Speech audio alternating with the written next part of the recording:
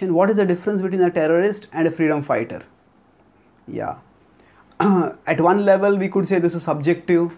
Say a person who is fighting in Kashmir, in India, for independence of Kashmir or for protection against for protection of the Kashmiris, they may be considered by the Kashmiris to be a freedom fighter, and Indians may label them as a terrorist.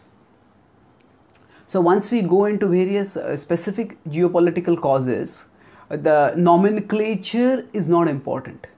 It is the conduct that is important. If innocent people are being targeted as a matter of vendetta, then such action is not worthy of a person who claims to fight for a principled cause. Today, especially the Western media highlights how India and the Indian army does some excesses in Kashmir. But quite often, while talking about this, what is completely or largely neglected is that there have been Muslim insurgents who have been doing excesses against Hindu families over there.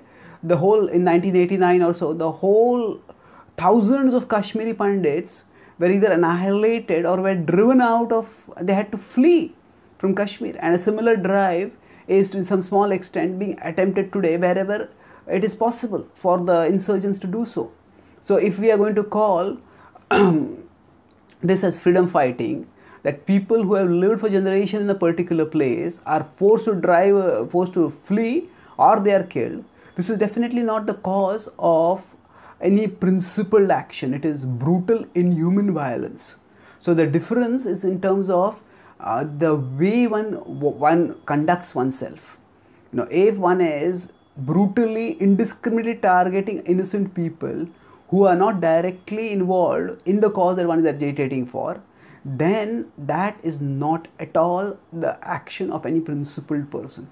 So terrorism, as I said, is defined by attacking civilians. It is defined by attacking people who are not directly involved in warfare. That itself is vintage terrorism.